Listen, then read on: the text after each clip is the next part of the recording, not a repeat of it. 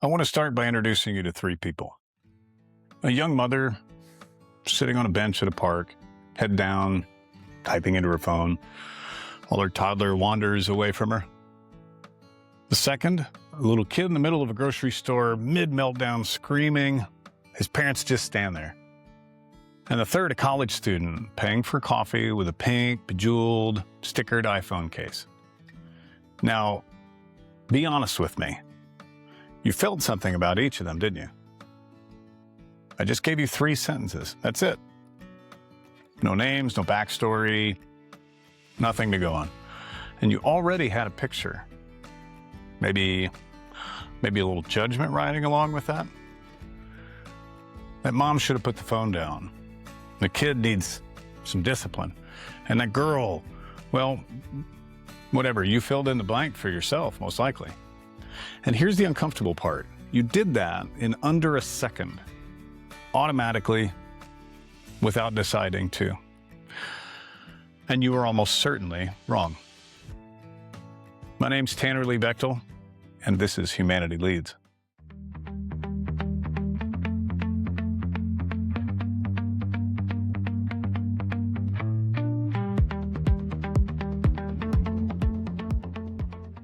So last week I gave you 4 questions that I built essentially around my kitchen table. Today I want to go underneath those questions to the thing that makes all of it work. Because you can ask the most perfect question in the world, and if you ask it without this one thing, you will get nothing real in return. That one thing is empathy. And I'm pretty sure I learned the most important lesson I know about empathy from, and I am not kidding, Bart Simpson. So let's go. So let me set the scene. A few years ago, I was preparing to speak at a conference, a big one, close to probably 300 people or so. And I wanted to teach empathy live in front of the whole group, which is a pretty tricky thing to do because empathy is one of those words everybody nods along to, but nobody really knows how to practice it. So I needed an example. I needed a person that everybody in the room already knew and everybody already had an opinion about. And in full honesty, I needed somebody I could actually draw on a whiteboard that people would recognize. So the only fictional character I can reliably draw is Bart Simpson, and that's probably debatable. So Bart Simpson it was. I drew Bart's head on the whiteboard that was on stage. Spiky hair, wide open mouth, a little eat shit grin. And I asked the room a simple question. I said, give me some words to describe this kid. And they didn't hold back. The words came flying. They're what you would imagine. Smartass, troublemaker, loudmouth, disrespectful, obnoxious, brat, etc., and so forth. 300 people and barely a moment of disagreement among them all. And you could all feel them lean into it. There was almost like a little glee in the room, the fun of judging somebody that you've already decided about. The whole crowd had decided about. And I let them. I wrote every word down on a flip chart on the stage because that pile of words was the before picture of Bart Simpson. Then I did something different. I changed the exercise. And I want to introduce a tool that I use called the empathy map. It's very simple. You can draw it on a napkin. You put a person's head in the middle. In my case, I was using Bart. And around that head, physically around the head, you write a few words. By the ear, you write the word hear. By the eye, you write the word see. And then you write by their mouth, say. What do they say? What does this person hear? What do they see? What do they say? And then above the head and below it are the 2 most important ones. What do they think? And then what do they feel? So the outside ones are easy. They're full of stuff anybody can observe. It's the last 2 that change everything. It's the last 2 that teach us empathy. So I walked the room through this exercise, and I urge you to follow me, one category at a time. I started with what Bart Simpson hears day to day. Think about the show. And the room got a little quieter as they thought about it. And they started to say things like mockery, bullying, his parents arguing, Lisa playing the saxophone perfectly, the baby crying, disappointment, disapproval. Then we move to what Bart sees. What does he physically see every day? You watch the TV show, think through this with me. He sees violent cartoons. He watches the Itchy and Scratchy show. He sees his lazy dad. He sees an incredibly overachieving little sister. He sees a dad with no ambition, a mother who seems unhappy a lot. Then what Bart says, and this is the fun one because we all know the lines, right? Don't have a cow, and cool your jets, and I didn't do it, nobody saw me do it. Think of any of them that you hear. Oh man, I'm bored. And here's where the room started to shift a little bit, because I urge you to go back and rethink those lines to yourself. Strung together like that, they don't sound like a punchline as much anymore as they start to sound kind of like warning signs for a kid who might not be okay. Now we go underneath the waterline. I asked the room, what does Bart think? The stuff he thinks but maybe would never say out loud. And it started slow. They said stuff like, it doesn't matter. It's not fair. I just want to have fun. I do remember a couple people saying like, my dad's a loser. And then somebody in the back, and I always love these exercises because they force the room to think as a group, which we don't do very often, especially not on something we all agree on. As somebody in the back said, my sister Lisa is perfect. I'm the loser. And the energy in the room, 300 adults, professional adults, it starts to change because the Bart that they had just gleefully torn apart, eviscerated 10 minutes earlier as a whole organized group, was kind of going away in front of them. So I asked the last question, the hard one. What does Bart feel? Not think. What does he feel? The narrative running underneath all of that, he will never ever share with anybody. And we have to presume, based on what we now observe. And they answered. Quieter voices, fewer people speaking up. They said things like alone, and unloved, and overlooked, and despair. And then nothing. Silence. The whole room gets quiet.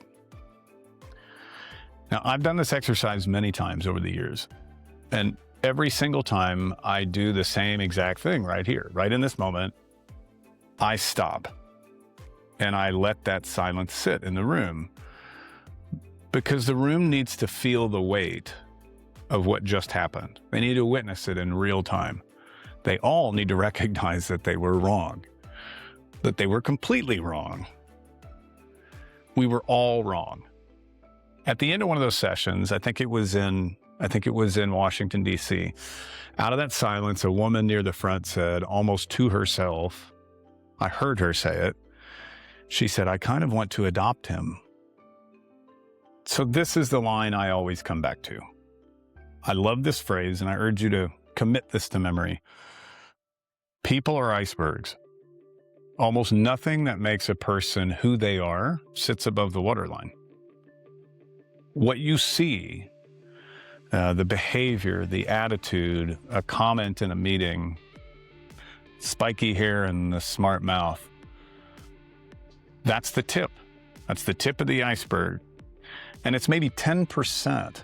Everything that actually explains a person is underneath the waterline. It's invisible to us.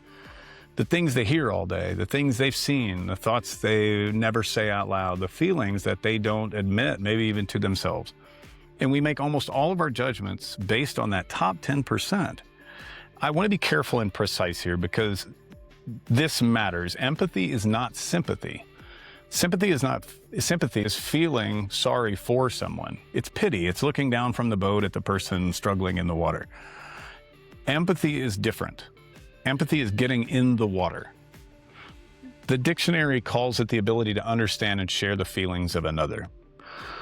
I'd say it maybe a little stronger. Empathy is the work of understanding someone, being aware of them, sensitive to them, and willing to step into their experience and instead of standing outside of it and passing a verdict. That's not a feeling you have. It's an exercise that you do. It's a thing you do. And it is hands down the most important ingredient in any message you will ever send. If you want to lead a person, sell to a person, change a corporate culture, move a team, you cannot do it in your own voice. You have to do it in theirs. You have to know what's underneath their waterline. Now, I want to tell you the part of the Bart story that actually gets my attention. And to do that, I have to come back to where I spend my day.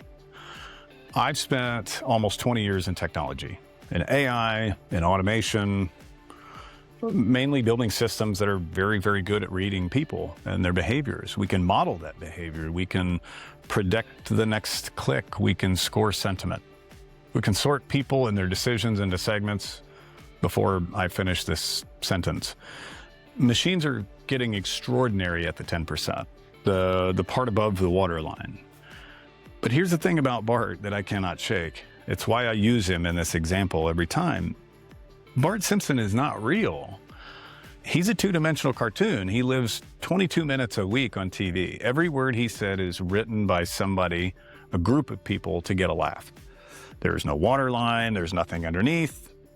There's nothing. He's not real. And a room of 300 intelligent, well-meaning adults still got him completely wrong. We judged a drawing and we missed him entirely. So now do the math on the actual humans in your life. The customer, the employee, the supplier, the teenager, the boss, the woman at the park, the child at the grocery store, the person who cut you off this morning. Every one of them is a real, living, breathing iceberg with a childhood, a fear, a financial worry, a thing that happened last Tuesday that you will never know about. If we can be that wrong about a cartoon, how wrong are we every single day about the people who actually matter in our life? And here's why I'm telling you this on a show about leadership in the age of AI. Technology is going to keep getting better at the visible 10%. That race is over. The machines won. It's no more competition. The 90% under the water, the understanding, the getting in the water with another human being, that is the part the models cannot do. That is not the soft skill. That is the entire competitive advantage. So here's the thing I had to learn the hard way. Empathy is not a personality type. We talk about it like some people just have it. She's so empathetic, like it's an eye color. It is not. Empathy is a practice. It's a discipline. It's a thing you choose to do on purpose, especially when it's inconvenient. And the very first move of that discipline is almost embarrassingly simple. It's just slow down your judgment. That's it. That's the whole opening move. Think back to Bart. So quick. Judgment is going to show up. That's automatic. That's just being human. You're going to look at the mom on the bench and feel your own personal verdict start to form. The skill is that half second after. The pause where you say, I'm looking at the tip of an iceberg right now. I have no idea what's underneath. I have no idea what makes that person whole. That pause is where true leadership actually lives. It's the difference between the leader who sees a difficult employee and the leader who sees a person carrying something they may not have told anyone about. Same employee, two completely different leaders. And the people on those teams, they can feel which one they're working for. All right, here's your one thing for this week. Pick one person you've already judged. You know who it is. Chances are you have the name in your head. We all do. The colleague who maybe rubs you the wrong way. The client who's never satisfied no matter what you do. The person on your team you quietly written off. Your spouse, your partner, your teenager. And do Bart's exercise on them. Take 5 minutes. Grab a napkin, a notebook, the back of a receipt. It doesn't really matter. Put their face in the middle. Put their head in the middle. Do your best and draw them. And actually try to fill it in. What does this person hear? What do they see? What do they say? And then the tough two. What are they thinking? And what might they be feeling? under the waterline where you never get to look. You're not going to get it perfectly right. That's not the point. The point is the minute you start asking and looking for it, you stop judging. You can't do both at the same time. It's nearly impossible. And here's what I promise you. The way you talk to that person next time will be different. Not because they changed, but because you finally see them for more than their 10%. So, last week, 4 questions. This week, 1 iceberg, the empathy map. And the same quiet truth underneath both of those lessons. The leaders who win this decade are not going to be the ones who read people the fastest. They're not. Machines already do that. They're going to be the ones who slow down long enough to understand those people. That's not a feature to ship. That's not technology. It's not a process. It's just being a good human. Just be a good human first.